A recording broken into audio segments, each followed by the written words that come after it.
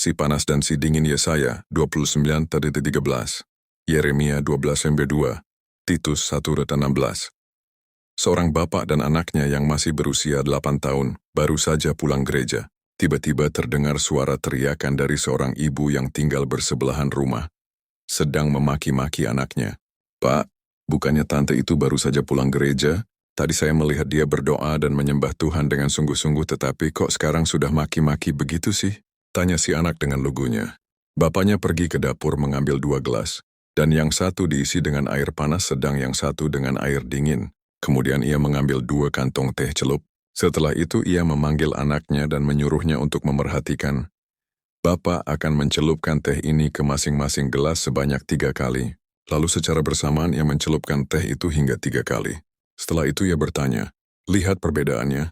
"Iya, gelas yang berisi air panas warnanya lebih pekat, sedangkan gelas berisi air dingin kurang pekat," jawab anaknya. Ayah mencelupkan tehnya di masing-masing gelas sebanyak 3 kali tetapi hasilnya beda. Mengapa bisa begitu? Air panas memiliki suhu yang tinggi, sehingga memberikan reaksi yang lebih baik, sedangkan air dingin memiliki suhu yang biasa, sehingga tidak memberikan reaksi apa-apa terhadap teh ini. Demikian pula dengan orang yang beribadah. Sekalipun ia berdoa, mendengarkan firman Tuhan, rajin menyembah Tuhan, tetapi bila hatinya tidak sungguh-sungguh, maka tidak akan memberi reaksi apa-apa terhadap dirinya. Ia tidak akan mengalami perubahan. Jelas sang Bapa, ibarat 2 gelas dengan air dingin dan panas yang memberikan reaksi yang berbeda terhadap teh.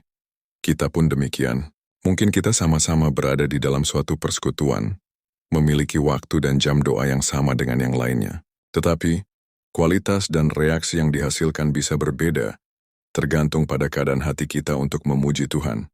Bangsa Israel dikatakan datang beribadah kepada Tuhan, dan dengan bibirnya mereka memuliakan Dia yang hidup, namun hati mereka jauh daripada Tuhan.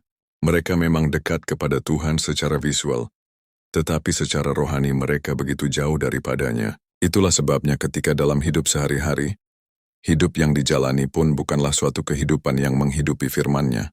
Hidup mereka ibarat ada di persimpangan jalan, antara jalan Tuhan dan jalan dunia.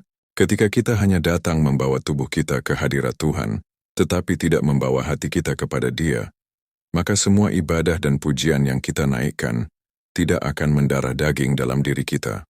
Masuklah dalam hadirat Tuhan dengan membawa seluruh hati kita. Mendekatlah kepadanya dengan hati yang selalu rindu dan haus akan firman-Nya. Muliakanlah nama Tuhan dengan segenap hidup kita, yang sungguh-sungguh menyadari akan keagungan-Nya. Sehingga dengan demikian kita mendapatkan reaksi yang luar biasa terhadap firman-Nya.